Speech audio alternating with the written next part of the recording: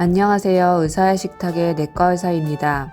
오늘은 백신 접종 후 제가 겪었던 경험을 나누고 백신 부작용에 관한 국내 논문 한 편을 소개하고자 합니다. 저는 2주 전에 아스트라제네카 백신을 접종했는데요. 제가 현재 근무하는 곳은 백신 접종 기관이 아니라서 예방접종 사이트에서 따로 예약을 했습니다. 접종 1일 전에 예약을 알리는 문자가 옵니다. 접종에는 신분증이 필요하니 꼭 챙겨가시기를 바랍니다. 예진표를 작성하고 의사의 문진을 거쳐 접종은 순식간에 이뤄졌습니다. 매일 접종하는 독감 예방접종과 크게 다를 것은 없었습니다. 단지 다른 건 불안한 내 마음뿐이었습니다. 30대 여자 사람으로 새로운 코로나 백신에 대해 불안하고 긴장이 되는 건 어쩔 수 없더라고요. 접종이 완료되면 1차 접종 증명 알림과 2차 접종 예약일도 함께 알려줍니다. 같은 장소, 같은 백신이고 1차 접종 후 11주 이후입니다.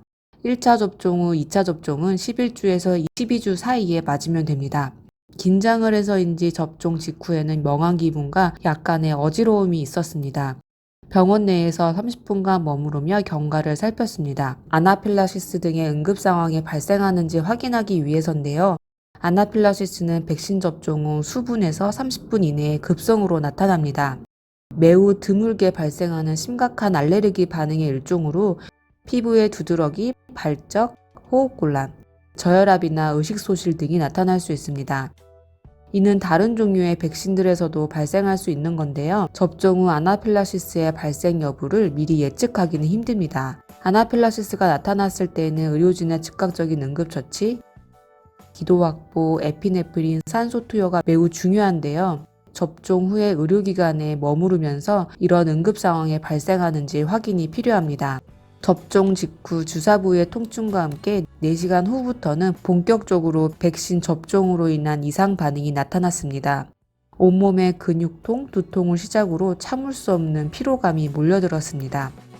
최근에 국내 아산병원에서 코로나 백신을 접종한 사람들을 대상으로 부작용에 관한 논문이 있어 이를 소개해드립니다.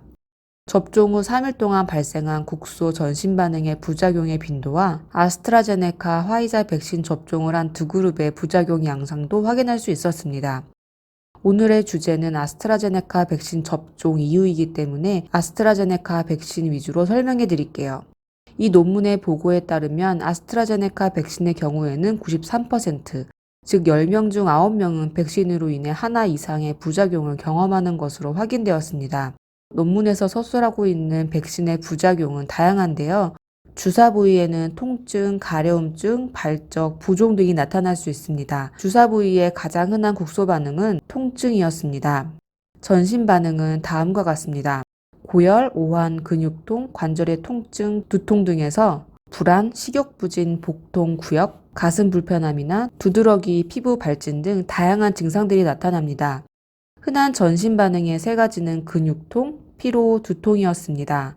백신 접종 후 절반 이상에서 고열과 오한이 나타날 수 있고 관절의 통증, 어지러움증도 40% 이상으로 적지 않은 빈도로 확인된 부작용들입니다.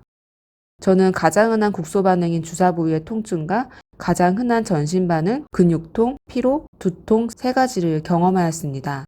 아스트라제네카 백신 접종에서 국소 및 전신 부작용은 남성보다 여성에서 그리고 젊은 연령 그룹에서 더 흔하게 나타났습니다. 주사 부위의 통증은 20, 30, 40대 여성에서 상당히 많이 보고되었습니다.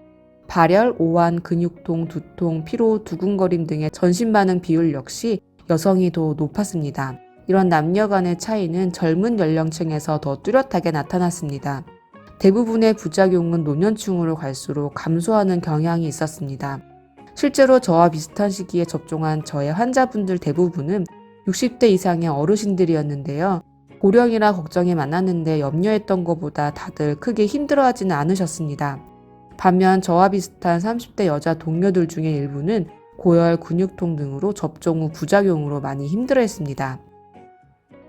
부작용은 언제까지 지속될까요? 앞서 논문에서 소개한 부작용들은 일시적인 부작용들이기 때문에 대부분 접종 후 수일 내에 사라집니다. 이런 부작용의 지속 여부는 사람에 따라 매우 다양하게 나타나는 것 같습니다. 저는 주사 부위의 통증, 근육통, 미열은 접종 3일째까지, 두통은 일주일이 지나서도 계속되었는데요. 다만 증상의 강도는 시간이 지날수록 약해졌고 대부분 타이레놀 2알로 잘 조절되었습니다. 부작용으로 힘들다면 타이레놀을 2알 하루 3번 복용할 것을 추천합니다. 백신 접종 후 부작용의 정도는 시간이 지날수록 약해져야 합니다. 만약 부작용의 정도가 시간이 지나도록 호전이 없고 더 심해진다면 가까운 병원에서 진찰을 받으시길 바랍니다. 하지만 중요한 것은 이제부터입니다.